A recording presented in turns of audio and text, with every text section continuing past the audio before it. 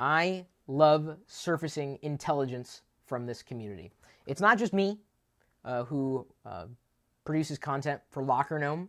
Yes, I do the videos primarily in our YouTube channel, but we have an array of amazing contributing writers on LockerGnome.com. Hopefully you are subscribed, and hopefully you share the articles that are being written, including the one that I'm going to talk about right now, written by someone who is labeled a guest blogger right now, but I think he's going to be someone I would like to see more content from on a regular basis on LockerGnome.com. Joseph DeFazio has been a member of our community for quite some time, enough for me to recognize his avatar, his name, and the fact that he's been a really, I think, a good addition to our community. And I love surfacing that type of talent.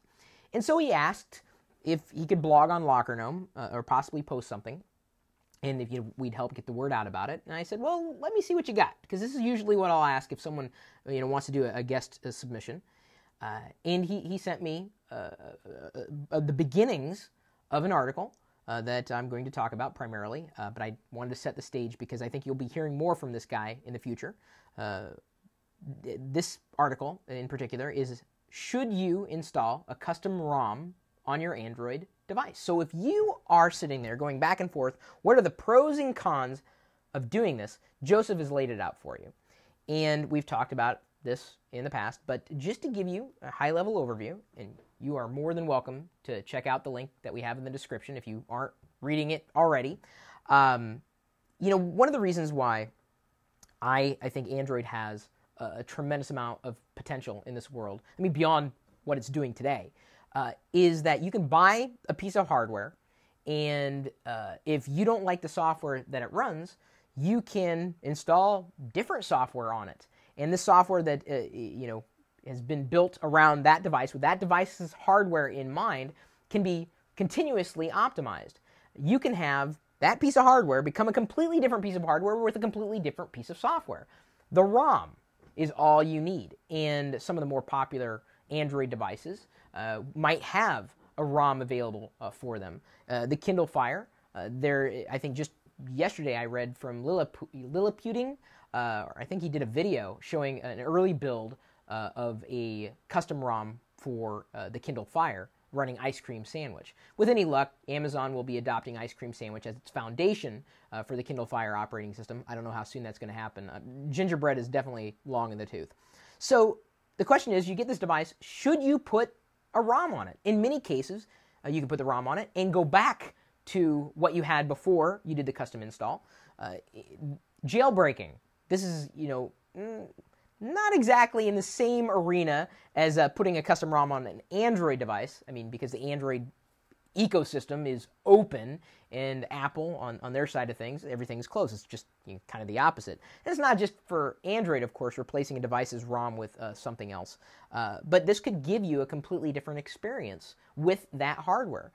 So if you're frustrated with the software experience, the operating system on your Android device, you might consider replacing the ROM.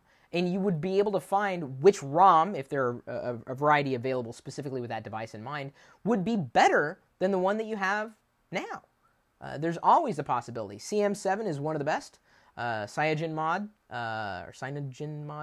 sorry. Ow. Kind of got a headache going on there. I don't know if I'm having a small seizure there or what.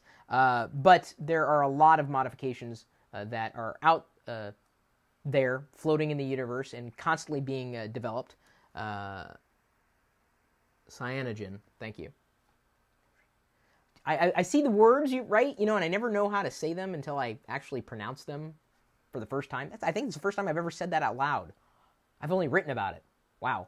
Joseph DeFazio has... Beep, beep, beep. Joseph DeFazio certainly knows what he's doing. He's outlined reasons why you might want to do it and things to watch out for, tips and tricks. And really, I think if you haven't looked at the article and you'd like to see more from Joseph, please encourage him to contribute more. I think he's got a strong possibility in being a regular contributor to the LockerGnome channel. So there's the question. Should you install a custom ROM on your Android device? And I'll ask this in general. If you haven't already responded to this in a comment, do you, if you use an Android device, do you have a custom ROM on your Android? If so, why? And if not, why not? Just curiosity. MIUI looks a lot like ISO. MIUI inspired by iOS, really good too.